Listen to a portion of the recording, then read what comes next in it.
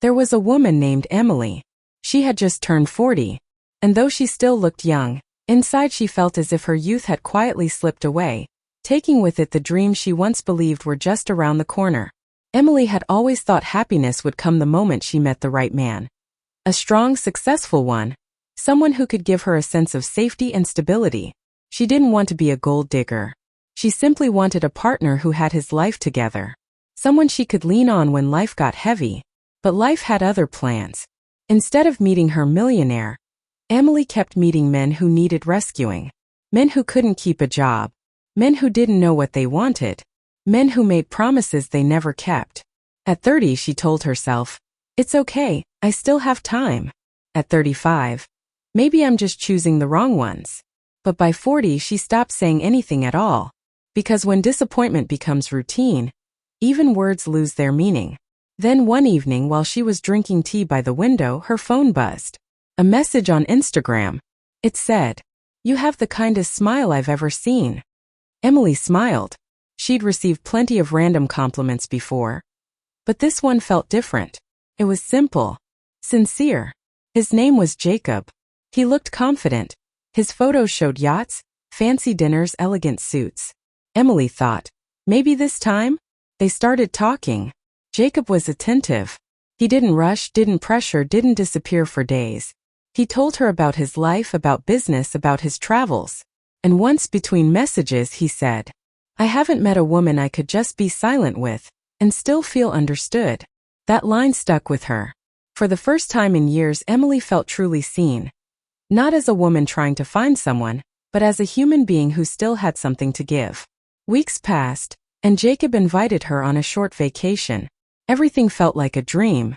The flight, the hotel, the sea breeze, the late dinners by candlelight. He held her hand as they walked by the water and she thought, please don't let this end. For the first time she believed life was finally rewarding her. After years of loneliness, she looked at him and thought, this is it. I've found him. Their days together felt almost unreal. Jacob was kind, attentive, funny. He knew how to listen, and how to look at her in a way that made her heart slow down. He talked about his work. Business with partners overseas, he'd say. Everything sounded so convincing. But sometimes small things didn't add up.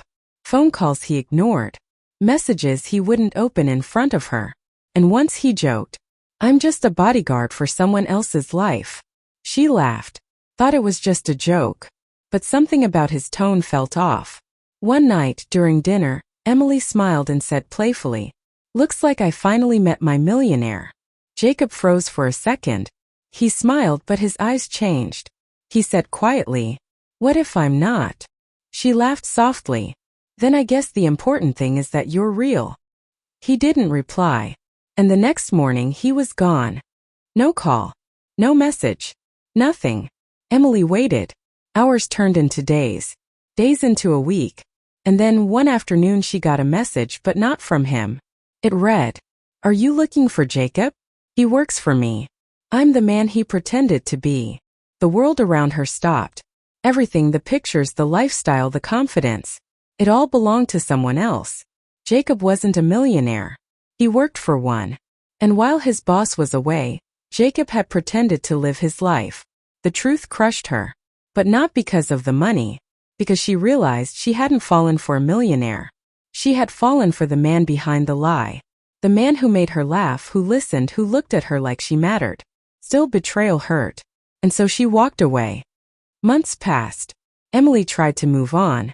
She went back to work, met friends, smiled when she had to. But inside there was an emptiness, a quiet ache she couldn't explain.